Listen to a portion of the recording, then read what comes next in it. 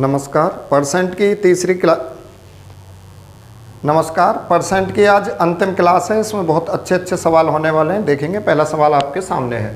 कहता है एक चुनाव में 3 प्रत्याशियों ने चुनाव लड़ा। पहले प्रत्याशी को 40% और दूसरे को 36% मत मिले, तो कुल मतों की संख्या 36,000 थी। तो तीसरे प्रत्याशी को कितने मत मिले? देखो भाई, कोई भी गांव शहर कुछ भी है, वहाँ कुल जो वोट होंगे ना, कुल मत जो होंगे वो होंगे 100%। परसेंट में कितने होंगे? 100%। अब एक प्रत्याशी को मिले 40% और दूसरे को मिले 36%, तो टोटल कितने है ये? 76% है ना भाई। 40 और 36, 76% दोनों मिल गए। तो बाकी कितने बचे? 100 में से 76 घटाएंगे, कितने बचे? 24%। ये तीसरे प्रत्याशी मिले, तो तीसरे प्रत्याशी वोट मिले 24%। अब टोटल वोट उसने बताए कि कुल वोट जो है ना संख्या में 36,000 है, तो तीसरे प्रत्याशी कितने वोट मिले? भैया परसेंट में कितने मिले? तीसरे 24%। तो 36,000 का 24% निकाल दें, 24/100। 2 जीरो से 2 जीरो काट देंगे। अब आप गुणा करोगे तो एक तो आ जाएगी भाई 0। अब 24 की 6 में गुणा करोगे, 24 के 144 और हासुल लग जाएंगे 14, और 24 या 72 और 14 ये आ जाएंगे 86। ये आ जाएंगे भाई 86। तो 8640 वोट मिले तीसरे प्रत्याशी है।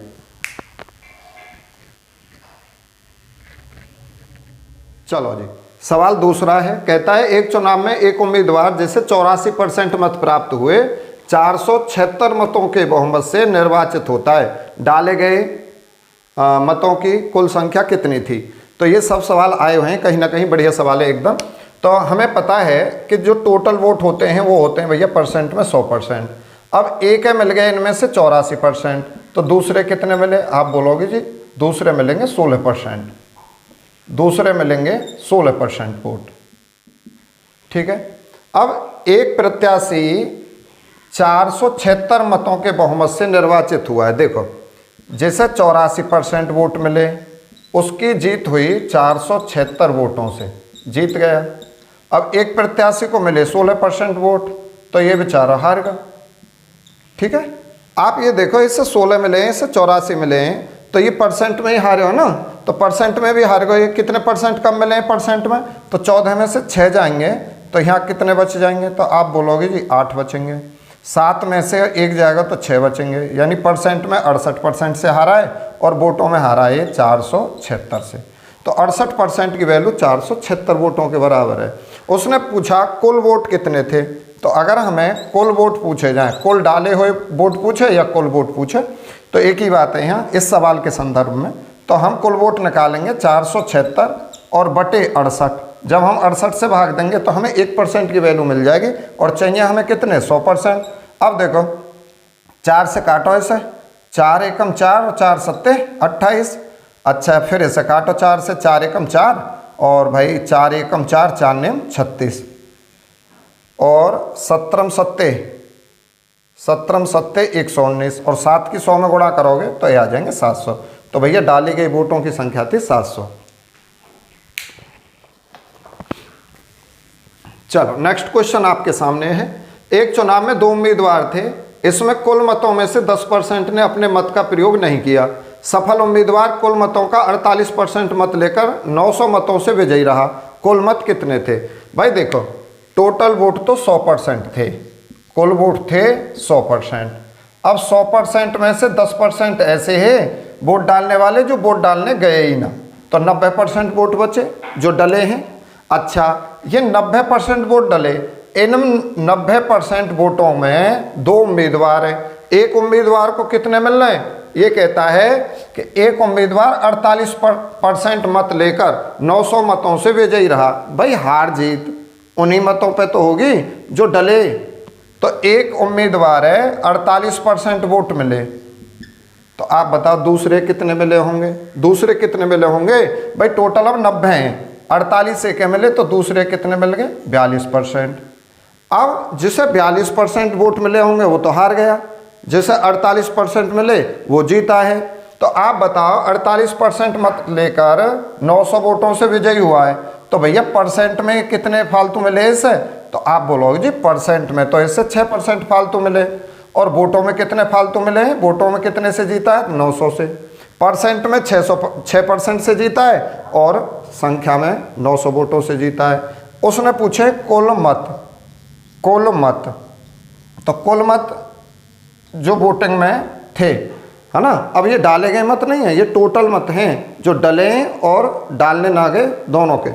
तो कुल मत है भाई 100%। तो आप कैसे निकालोगे, 900 को डिवाइड करोगे 6 से और 6 से भाग देने पर हमें मिली 1%।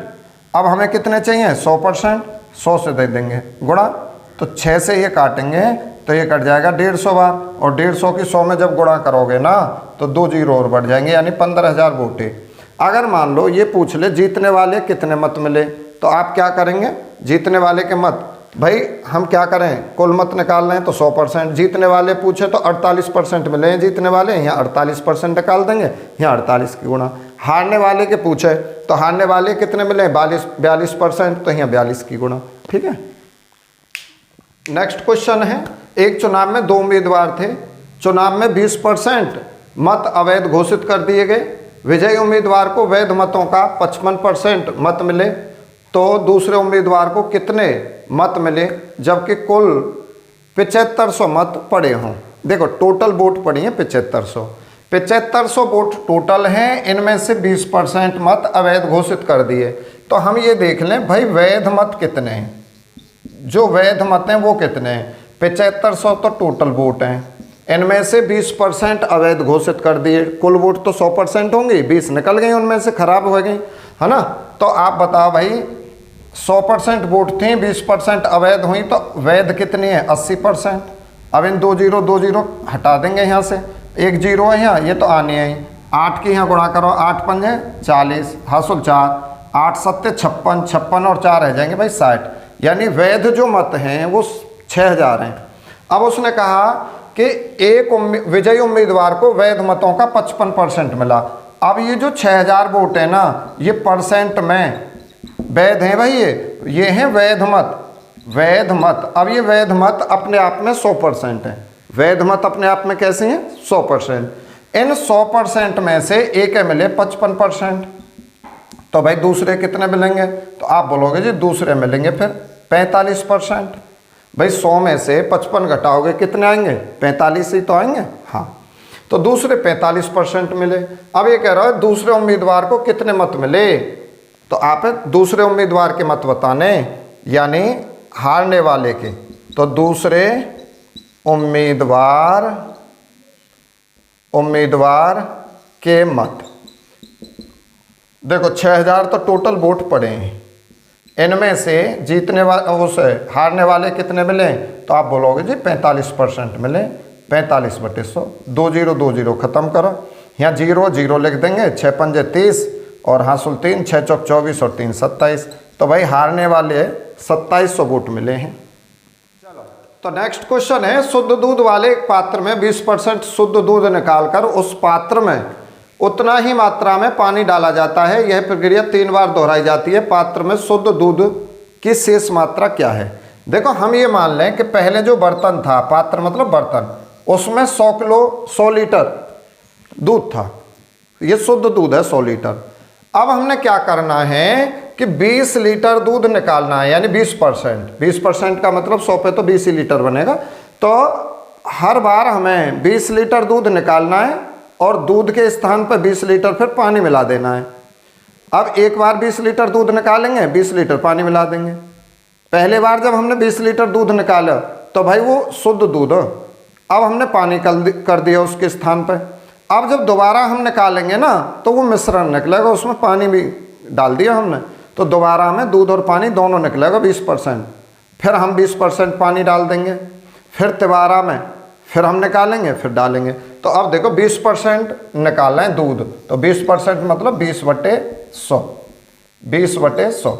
अगर पहले 100 लीटर हो ना तो 20 निकाल दियो, कितना रहेगा भाई 80/100, और 20 चौक 80 और 20 पंजे 100, यानी 4/5 रहेगा, 5 में से 4 रह जाएगा एक ही बार की प्रक्रिया में। तो हमने मान लिया ये 100 लीटर दूध है और ये प्रक्रिया 3 बार दोहरा रहे हैं। जब 3 बार दोहरा रहे हो तो इसकी 3 बार गुणा करो, और 4 बार दोहरा रहे हो 4 बार गुणा करो, जितने बार दोहरानी है उतने बार गुणा करो। अब आप देखोगे 5 से काटो इसे 20 बार, 5 चौक 20, 4 चौक 16 चौका 64 और 64 चौका कितने होंगे भैया, 64 चौका होंगे हमारे 256 और बटे में 5 है। अब जब आप 5 से भाग लगाओगे ना तो 2 की गुणा कर दो, 5 से भाग देने को मतलब 2 की गुणा करो, 0.1 अंक पहले लिखो। तो 6 दूनी 12 हासिल 1, 5 दूनी 10 और 1 11 हासिल 1, 2 दूनी 4 और 1 5 और 0.1 अंक पहले। तो ये हमारे शुद्ध दूध रह जाएगा उसमें।